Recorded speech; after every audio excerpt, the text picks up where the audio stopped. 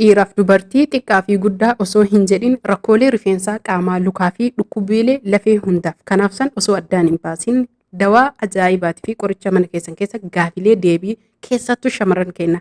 Assalaamu alaikum warahmatullaahi wabarakaatu.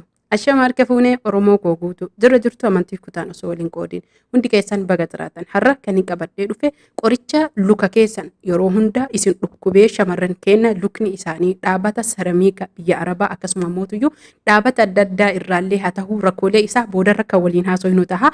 Asitti kan argitan roozmeerii yookiin immoo baala foonii keessattuu biyya keenya yeroo har'aa namoonni magaalaa jireenya magaalaa jiraatan maatii keenyarraa jalqabee hiriyoonni keenya balbala isaanii afutti kan facaafatan yookiin immoo kan oomishanidha jechuudha.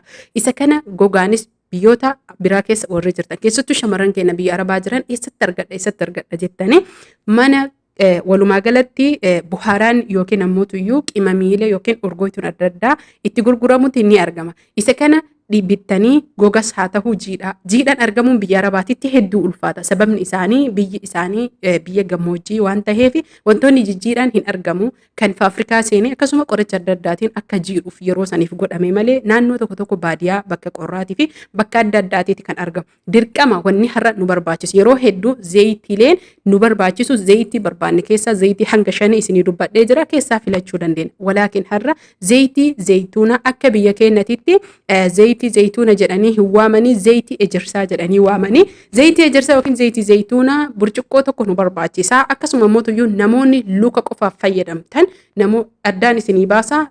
Burcuqqoo osoo hin tahin burcuqqoo shaayii xiqqoollee ni taha. Garuu har'a isin yeroo dheeraa qoricha fayyadamuuf jecha zayitii zayituuna yookiin zayitii ejersaa akka biyya keenyatitti namoonni hedduu akka biyyaatitti zayitii zayituunni maalidha jettanii zayitii ejersaa namni hin beekne hin jiru.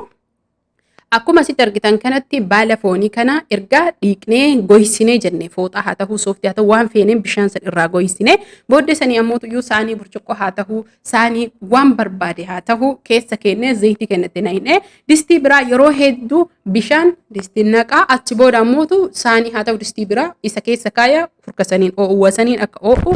Faayidaan zayitiilee yookiin qoricha kanaa kan nu jalaa hin banne jedhee isinitti hima. Viidiyoo qajeelii nu hojjedhu nu mul'isii jedhaa turtanii warri sunillee kun haala amma argitan kana distii haa ta'u walumaa galatti waan ibiddarra taa'u adda gootanii bishaan itti naqxanii booddee sanii immoo zayitii meeshaa biraatti itti naqxanii irra caalaan meeshaa burcuqqoo osoo tahee bareeda. Hubadha ammas namoonni gariin ammootuyyuu fooxaa yookiin ammootuyyuu namoonni hedduun jechuudha akkasitti fayyadamanillee ni jiranii. Fooxaa bishaan kana keessa keettanii saanii kana gubbaa gaggeettanii oowwi fooxaa sanii yookiin hurki fooxaa sanii saanii kana ni oo'isaa. Oo'isaaniin kun ammoo fidee zayitii fi qoricha kana walitti kennee akka walitti bahu nu godha. Qorichi kun qoricha ajaa'ibaa jaarsaa fi jaartii dullacha jechuudha yookiin nama guddaa fedhe haa ta'u nama dulloome rakkoolee hir'ina lafee adda addaa isaan dhukkubuu jilbaa dugdaa fi ceekuu bakka himatan guutuu isaanii akkasuma ammoo daa'imman keenya saffisaan akka luka isaanii deemanii fi akkasuma ammoo qaamni isaanii akka diriirullee nu gargaara. Akkuma beekamu zayitiin ejersaa viitaaminii fi albuudota hedduu of keessaa qaba. Kana qofa osoo hin tahin rifeensaafillee hedduu faayidaa guddaa kan qabuu fi sammuu keenyaafillee faayidaa guddaa kan qabudha. Akkuma argitan kana roozmeerii yookiin baalli foonii baay'ee qaama keenyaafis tahee rifeensa keenyaaf barbaachisaadha. Hubadhaa asirratti roozmeeriin rifeensa keenya dheeressuufis tahee ciccitiinsa dhoorguu fi laafiinsa rifeensa keenyaa fi bifallee tolchuu fi rifeensi keenya caafeen isaa yookiin daariin isaa akka walumaa galatti lakkuu godhatee hin kukurtamne nu gargaara.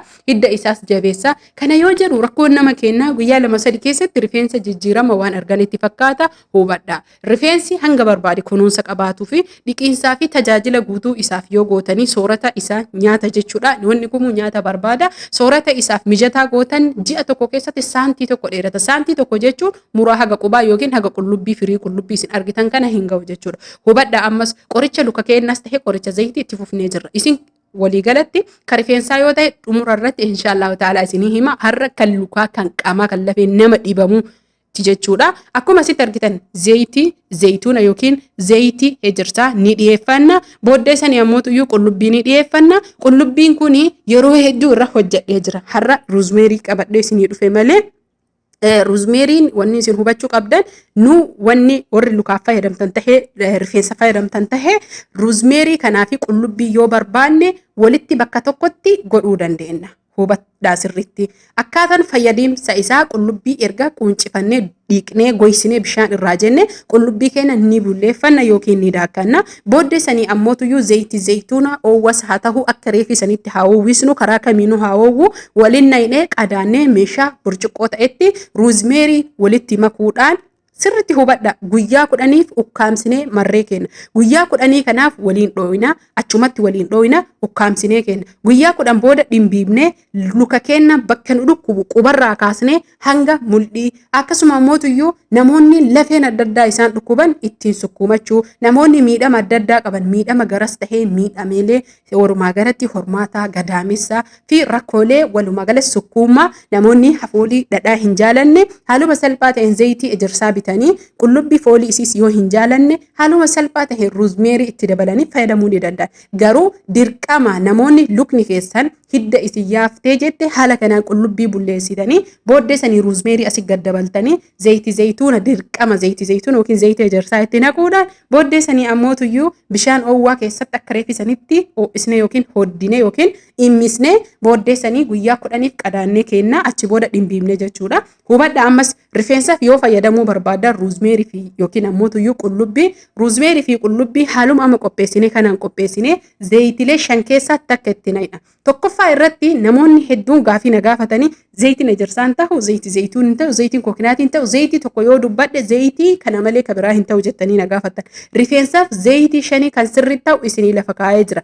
Garuu faayidaa lukaatiif yookiin fayyaaf zayitiin kookinaatii osoo hin ta'in zayitii ejersaa yookiin zayitii zayituuna kan qaama keenya luka daa'imaan sukkuumuu tahee nama miidhama adda addaa qabu tahee fi keessattuu shamarran keenya luyni isaanii warroota biyya Arabaa keessa haadha isaanii biyya Arabaa keessatti lukni isaanii dhaabbatarraa koomeen galgala yoo ciisan ganama koomeen isaanii gad dhaabatee hin danda'u. Kana kadalagee fi ka arge qofatu iyyuu beeka. Shamarran keenya biyya Arabaa jirtan qullubbii madaabiin isinii loltii yoo sodaattan yookiin mana san keessa foolii yoo sodaattanii jettan qullubbii irraa dhiisaa ruuzmeerii fi zayitii zayituuna waraqalgaalii kan nyaatatti goonu san itti eda'aati obboleeyyan kiyya sirritti akkuma amma ruuzmeerii kana bakkuma kana keessatti waraqalgaalii baala 3 yookiin baala 2 itti gadi caccabsaa guyyaa 10 walitti kaayaa luka keessaniin galgala hunda yogguu raftan sukkuumadha. Bi'iznillaahi ta'aalaa haala salphaa taheen yoo guyyaa 7 keessatti hin fayyitanii jijjiiraman argine koomantiidhaan waan barbaadan barreessaa.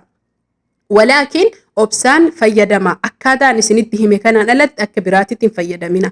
Namoonni ammoo fooliin maal abbaa isaati ganama uffata biraa halkan godhee bulee ganama ofirraa jijjiiree hojiitti seenaa gola addaa rafaa ijoollee Arabaa fa'a wajjin hin rafu ijoollee xixiqqoo wajjin nama rafutu jira.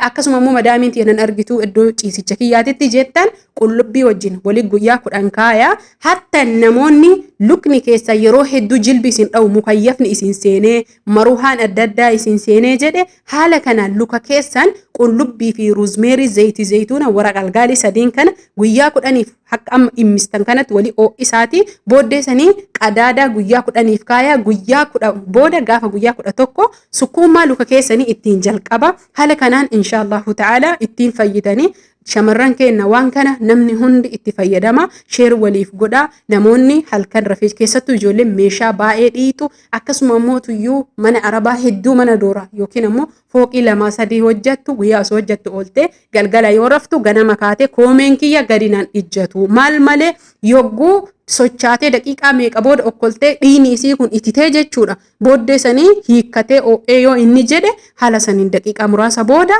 kan yookiin ammootu walakkaa sa'aatii booda ijjatuu dandeetu shamarran keenya haala kanaan jirti nama yoo gattaa'e ol ka'uun itti jabaatutu jira waan hedduu nama gaddisiisuudha namni tokko kana isinii hubachuu hin danda'u nama ammootuyyuu waan kana haada ammasitti argitan kana hidda kana qaama isaa irratti rakkataa jirutu jira rakkoo kana namni tokkoyyuu isinii arguu hin dandeenye garuu ammootuyyuu isin ofii argitanii qoricha keessan haala kanaan fayyadama maallaqa takkan baastan maallaqa mana yaalaa dhayitanii lukanna dhukkuba jettan mukayyafa furdinna maalii qal'inna hir'ina viitaaminii hir'ina maaliit hir'ina dhaabataati akkasuma ciccitiinsi rifeensaa yaadaa fi hiraara kunuunsa gahaa dhabuu fi akkasuma mootuyyuu coggaarraa wanni hundi fayyaan keenya keessarraa ka'a yeroo hedduu isiniin jedhee jira namni keenya yoo yaadu fayyaa fakkeenya fuulli yoo badee jedhe keessa qofarraa rifeensi irraa ciccite gubbamarra dibata dhabee miti haga barbaadde irra dhaabattee yoo itti naayite bu'aa takka illee hin qabu keessa isaa kunuunsuu fi yaalii godhu. Yaaliin keessa tokkoffaa yaada firaara dhiisuu, hirriba gahaa rafuu, nyaata qajeelan yeroo keessan eeggadhaa nyaadhaa. Sababa dalagaa qofa